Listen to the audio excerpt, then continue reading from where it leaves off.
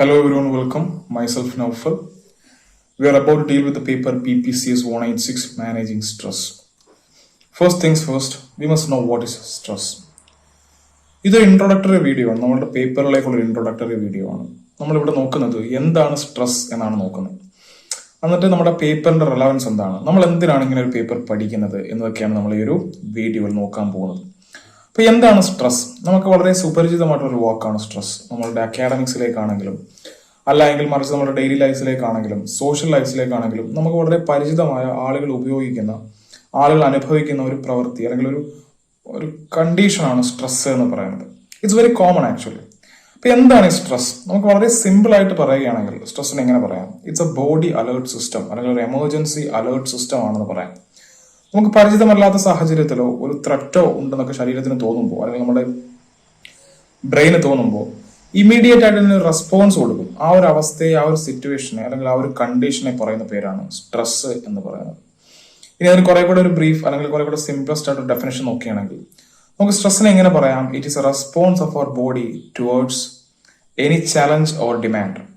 ഏതെങ്കിലും തരത്തിലുള്ള ഒരു ചലഞ്ചിനോ ഡിമാൻഡിനോ അനുസൃതമായി നമ്മുടെ ശരീരം എങ്ങനെ പ്രതികരിക്കുന്നു അല്ലെങ്കിൽ എങ്ങനെ റിയാക്ട് ചെയ്യുന്നു എന്നതിനെ നമുക്ക് വേണമെങ്കിൽ സ്ട്രെസ് എന്ന് പറയാം. സ്ട്രെസ്സുകൾ പല വിധമുണ്ട്. ആളുകൾ മാറുന്നതിനനുസരിച്ച് ഓരോ വ്യക്തികളിൽ അനുഭവപ്പെടുന്ന സ്ട്രെസ് മാറും. സ്ട്രെസ് ഉണ്ടാകുന്ന കാരണങ്ങൾ മാറും. അത് അവരെ എങ്ങനെ ഇമ്പാക്ട് ചെയ്യുന്നു എന്നതിലെല്ലാം മാറ്റങ്ങൾ വരാറുണ്ട്. ഇപ്പൊ നമ്മൾക്ക് ചില കുട്ടികളെ നമ്മൾ കണ്ടിട്ടുണ്ടോ, എക്സാംസ് അടുക്കുമ്പോൾ സ്ട്രെസ് ആണ്. എക്സാം സ്ട്രെസ് അല്ലെങ്കിൽ അക്കാഡമിക് സ്ട്രെസ് എന്ന് പറയും. നമ്മളുടെ ഒരു SSLC അല്ലെങ്കിൽ ബോർഡ് എക്സാം ടൈമിലൊക്കെ നിങ്ങൾ നമ്മുടെ ഹോസ്പിറ്റലിൽ നോക്കിക്കഴിഞ്ഞാൽ ഭയങ്കര തലവേദനയായിട്ട് വയറുവേദനയായിട്ടൊക്കെ വരുന്ന കുട്ടികളെ കാണാൻ സാധിക്കും. അപ്പൊ അവർക്ക് ഫിസിക്കൽ എക്സാമിനേഷൻ അതിൽ യാതൊരു തരത്തിലുള്ള പ്രശ്നങ്ങളും ഉണ്ടാവില്ല. മറിച്ച് ഈ ഒരു എക്സാം കാരണം വരുന്ന ആങ്സൈറ്റി അല്ലെങ്കിൽ സ്ട്രെസ് കാരണമായിരിക്കും ഇവരുടെ ഫിസിക്കലി ഇവർക്ക് ഈ തരത്തിലുള്ള ബുദ്ധിമുട്ടുകൾ ഉണ്ടാകുന്നത്. അപ്പം അതിന്റെ അർത്ഥം സ്ട്രെസ് എന്താണ്? ഫിസിക്കലിയും സൈക്കോളജിക്കലിയും ഒരു വ്യക്തിയെ അഫക്ട് ചെയ്യുന്ന ഒരു പ്രശ്നക്കാരനാണ് ആര്? ഈ സ്ട്രെസ് എന്ന് പറയുന്നത്. ഓരോരുത്തരിലേക്കും വരുമ്പോൾ അതിന്റെ കാരണങ്ങൾ മാറും എന്ന് പറയുന്നുണ്ട്. ഇപ്പൊ ഉദാഹരണം പറയുകയാണെങ്കിൽ ഒരു മാനെ സംബന്ധിച്ചിടത്തോളം, ഒരു മാൻ ഡിയറിനെ സംബന്ധിച്ചിടത്തോളം അതിന് സ്ട്രെസ് ഉണ്ടാകുന്ന സിറ്റുവേഷൻ എന്ന് പറയുന്നത് എന്താണ്? അതിനെ ഹണ്ട് ചെയ്യാൻ ഒരു പ്രൊഡക്ടർ വരികയാണ്, ഒരു ലയണോ ടൈഗറോ വന്നിട്ട് അതിനെ ഹണ്ട് ചെയ്യാൻ വരികയാണ്. അപ്പൊ അത് ഓടും, അല്ലെങ്കിൽ ആ ഓടുന്നതിന് മുമ്പ് അനുഭവിക്കുന്ന സ്ട്രെസ് ആണ്, സ്ട്രെസ്ഡ് ആണ്. ഇതേ സമയത്ത് നമ്മളിലേക്ക് വരികയാണെങ്കിൽ നമുക്ക് എന്താണ്, എക്സാംസിന്റെ കാര്യം പറയുമ്പോൾ വരാം. എന്താ, എക്സാം സമയത്ത് സ്ട്രെസ് അനുഭവപ്പെടും. എക്സാം എഴുതുന്നതിന് മുമ്പ് ഭയങ്കര ടെൻഷനാണ്, സ്ട്രെസ്സാണ്. അതുപോലെ യൂത്തിന്റെ ഇടയിലേക്കാണെങ്കിൽ ജോലി ഇല്ലാത്ത അവസ്ഥ, അതൊരു സ്ട്രെസ്സിന് കാരണമാകുന്ന ഘടകമാണ്. അങ്ങനെയൊക്കെ എന്താണ്, ഇതെല്ലാം ഓരോ തരത്തിലുള്ള സ്ട്രെസ്സുകളാണ്. Again it depends on individuals. ഓരോ വ്യക്തികളെ ആശ്രയിച്ചിരിക്കും ഒരാളിൽ എങ്ങനെ സ്ട്രെസ് ഉണ്ടാകുന്നു എന്ന്. നമുക്കതിന് എന്ത് ചെയ്യാൻ പറ്റില്ല, ജനറലൈസ് ചെയ്യാൻ സാധിക്കില്ല. ഇനി സ്ട്രെസ്സിന് ഒരു പ്രത്യേകത കൂടി ഉണ്ട്. ഷോർട്ട് ടേമിലാണെങ്കിൽ വളരെ കുറച്ച് മാത്രമേ ഉണ്ടാകുന്നുള്ളൂ എങ്കിൽ അത് നല്ലതാണ് ആക്ച്വലി. അതൊരു മോട്ടിവേഷൻ ആയിട്ടൊക്കെ ആക്ട് ചെയ്യും. ഇപ്പൊ ഉദാഹരണം പറയുകയാണെങ്കിൽ നിങ്ങൾക്കിപ്പോൾ ഒരു എക്സാം വരികയാണ്, ഒരു കോമ്പറ്റേറ്റീവ് എക്സാം വരികയാണ്. അത് നിങ്ങൾക്ക് അറിയാവുന്നത് കൊണ്ട് തന്നെ നിങ്ങൾ എന്ത് ചെയ്യുന്നു, സ്ട്രെസ്ഡ് ആവുന്നു. ആ സ്ട്രെസ് കാരണം നിങ്ങൾക്ക് ഉണ്ടാകുന്ന മോട്ടിവേഷനിൽ നിങ്ങൾ പഠിക്കാൻ തീരുമാനിക്കുന്നു. നിങ്ങൾ പഠിച്ചു തുടങ്ങുമ്പോൾ നിങ്ങളുടെ സ്ട്രെസ് ഗ്രാജുവലി കുറയുന്നു. ഇത് നിങ്ങൾക്ക് സമയവും ടൈം പ്ലാനിങ്ങും കൃത്യമായിട്ട് എക്സിക്യൂഷനൊക്കെ സാധ്യമാണെങ്കിലത്തെ കാര്യമാണ്. പക്ഷെ ഇതിന് പകരം നിങ്ങൾ ഇതൊന്നും ചെയ്യാതെ അതിനെ തന്നെ ഓർത്ത് പിന്നെയും സ്ട്രെസ്ഡ് ആയിട്ടിരിക്കുന്നു. എക്സാംസ് വരുന്നു, എക്സാം വന്നു, എക്സാം കഴിഞ്ഞു, എന്നിട്ട് നിങ്ങൾ സ്ട്രെസ്ഡ് ആണെങ്കിൽ അതിന് നിങ്ങൾക്ക് ഫിസിക്കലിയും സൈക്കോളജിക്കലിയും ഒക്കെ വലിയ ഇമ്പാക്ട് ഉണ്ടാക്കാൻ പറ്റും. അപ്പൊ നമുക്ക് സ്ട്രെസ്സിന്റെ ഒരു ഡെഫിനേഷൻ പറയാം. A state of mental or emotional strain or tension resulting from adverse or demanding circumstances. അഡ്വേഴ്സോ ഡിമാൻഡിങ്ങോ ആയിട്ടുള്ള സർക്കംസ്റ്റാൻസസിൽ ഉണ്ടാകുന്ന, അല്ലെങ്കിൽ കുറെ കൂടെ സിമ്പിൾ ആയിട്ട് പറയുകയാണെങ്കിൽ ചില കാരണങ്ങൾ കൊണ്ടുണ്ടാകുന്ന മാനസികമോ വൈകാരികമോ ആയ ബുദ്ധിമുട്ടുകളെയാണ് നമ്മൾ സ്ട്രെസ് എന്ന് പറയുന്നത്. മാനസികമോ വൈകാരികമോ ആയ ബുദ്ധിമുട്ടുകളെയാണ് നമ്മൾ എന്തെന്ന് പറയുന്നത്, സ്ട്രെസ്. അഡ്വേഴ്സ് ആയിട്ടുള്ള അല്ല എങ്കിൽ ഡിമാൻഡിങ് ആയിട്ടുള്ള സർക്കംസ്റ്റാൻസസിൽ നമുക്ക് ഉണ്ടാവുന്ന പ്രശ്നങ്ങളെയാണ് എന്തെന്ന് പറയുന്നത്, സ്ട്രെസ് എന്ന് പറയുന്നത്.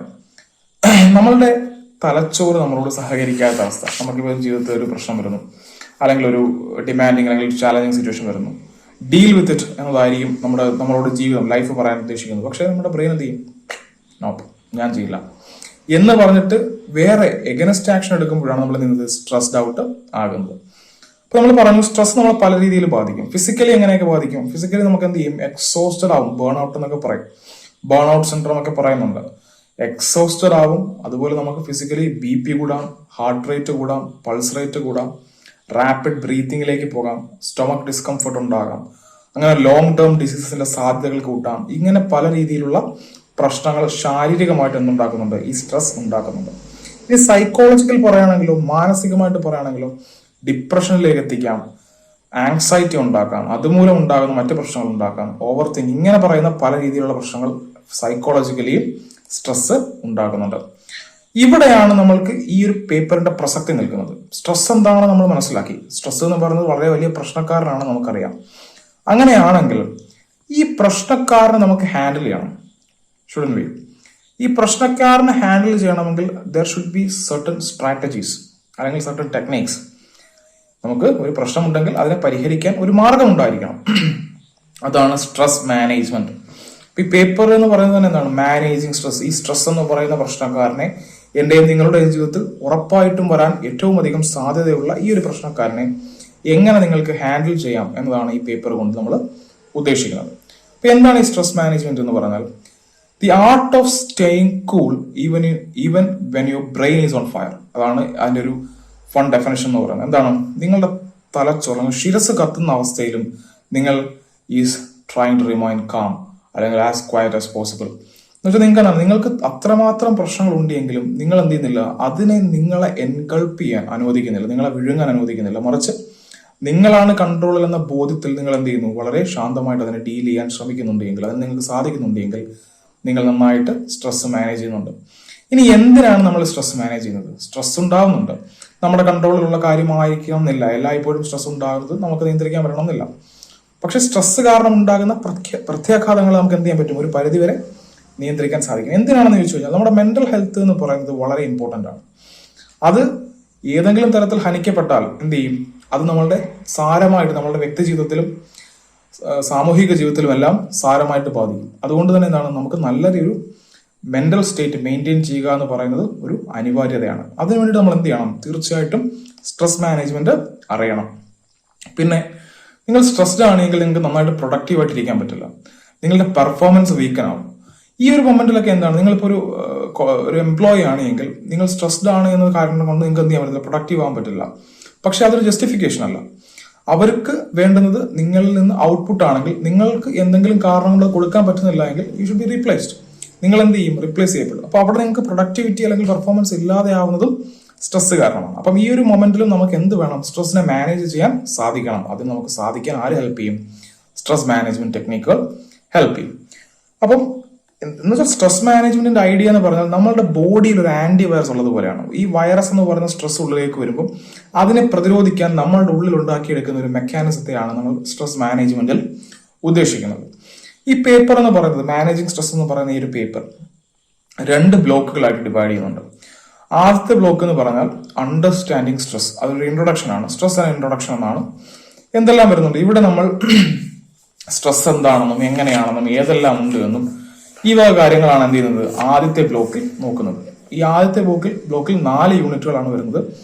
ഒന്നാമത്തെ യൂണിറ്റ് കോൺസെപ്റ്റ് ആൻഡ് നേച്ചർ ആണ്. അതായത് സ്ട്രെസ്സിന്റെ കോൺസെപ്റ്റ് എന്താണ്, എവിടെ നിന്നാണ് ഒറിജിൻ, എറ്റിമോളജി എന്താണ് അതിന്റെ നേച്ചർ, ഏതെല്ലാം ടൈപ്പുകളുണ്ട്, സിംറ്റംസ് ഏതൊക്കെയാണ്, നമുക്ക് എങ്ങനെയെല്ലാം മെഷർ ചെയ്യാം, ഏതെല്ലാം സോഴ്സുകളിൽ നിന്ന് സ്ട്രെസ് ഉണ്ടാവുന്നുണ്ട്. ഇത്രയും കാര്യങ്ങളാണ് ഫസ്റ്റ് യൂണിറ്റിൽ വരുന്നത്.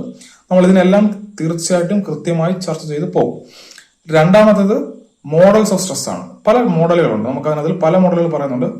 ഫ്ലൈറ്റ് ആൻഡ് ഫൈറ്റ് റെസ്പോൺസ് പറയുന്നത് എന്താ, ഫ്ലൈറ്റ് എന്ന് പറയുന്നത് എന്താ, പറക്കുക, ഫൈറ്റ് എന്ന് പറഞ്ഞാൽ പ്രതിരോധിക്കുക, എന്ത് ചെയ്യുക, ഫൈറ്റ് ചെയ്യുക. പിന്നെ GAS എന്നൊക്കെ പറഞ്ഞിട്ട് വേറെ മോഡൽസ് പറയുന്നുണ്ട്. എന്ന് വെച്ചാൽ നമുക്ക് കൃത്യമായിട്ട് പഠിക്കാൻ എന്താണ് സെക്കൻഡ് യൂണിറ്റിൽ വരും, നമ്മളവിടെ പഠിക്കും. ജനറൽ അഡാപ്റ്റേഷൻ സിൻഡ്രോം എന്നൊക്കെയാണ് അതിന്റെ പേര്. നമുക്ക് അതൊക്കെ അതിനകത്തേക്ക് വരുമ്പോൾ ചെയ്യാം. മൂന്നാമത്തെ യൂണിറ്റ് എന്ന് പറഞ്ഞാൽ ഫാക്ടേഴ്സ് കോൺട്രിബ്യൂട്ടിംഗ് ടു സ്ട്രെസ് പ്രോൺനെസ്. പ്രോൺനെസ് എന്ന് പറഞ്ഞാൽ സ്ട്രെസ്സിലേക്ക് നയിക്കുന്ന ഘടകങ്ങൾ എന്തൊക്കെയാണ്, ഏതെല്ലാം ഘടകങ്ങൾ നിങ്ങൾക്ക് സ്ട്രെസ് ഉണ്ടാക്കാൻ കാരണമാകാം. നമ്മൾ പറഞ്ഞു വ്യക്തികൾ മാറുന്നതിനനുസരിച്ച് മാറ്റങ്ങൾ വരാം, എന്നാലും നമുക്ക് കുറെ കാര്യങ്ങൾ പറയാൻ സാധിക്കും. അതാണ് മൂന്നാമത്തെ യൂണിറ്റ്. നാലാമത്തെ യൂണിറ്റ് എന്ന് പറയുന്നത് എഫക്ട് ഓഫ് സ്ട്രെസ്. ഒരു വ്യക്തിയുടെ ജീവിതത്തിൽ എങ്ങനെയാണ് സ്ട്രെസ് എഫക്ട് ചെയ്യുന്നത്. ഫിസിക്കലി എഫക്ട് ചെയ്യുന്നു നമ്മൾ പറഞ്ഞു, സൈക്കോളജിക്കലി എഫക്ട് ചെയ്യുന്നു പറഞ്ഞു. മാത്രമല്ല റിലേഷൻഷിപ്പുകൾ എഫക്ട് ചെയ്യും, അദ്ദേഹത്തിന്റെ പ്രൊഡക്ടിവിറ്റി എഫക്ട് ചെയ്യും, സോഷ്യൽ ലൈഫിനെ എഫക്ട് ചെയ്യും, വർക്കിംഗ് ലൈഫിന് എഫക്ട് ചെയ്യും. അങ്ങനെ പല മേഖലയിൽ എന്ത് ചെയ്യും, ഈ സ്ട്രെസ് ഒരാളെ സാരമായി തന്നെ എന്ത് ചെയ്യും, ബാധിക്കും. അത്രയുമാണ് നമ്മൾ ഫസ്റ്റ് ബ്ലോക്കിൽ പറയുന്നത്. ഈ ഇൻട്രൊഡക്ഷൻ പാർട്ടിൽ സ്ട്രെസ് എന്താണെന്നും അത് ഏതെല്ലാം മോഡലുകൾ ഉണ്ടെന്നും എന്തെല്ലാം ഘടകങ്ങളാണ് അതിന് കോൺട്രിബ്യൂട്ടഡ് ആകുന്നതെന്നും പിന്നെ അതെങ്ങനെയെല്ലാം നമ്മുടെ ജീവിതത്തിൽ അഫക്ട് ചെയ്യുന്നതൊക്കെ നമ്മൾ ഫസ്റ്റ് ബ്ലോക്കിൽ പഠിക്കും.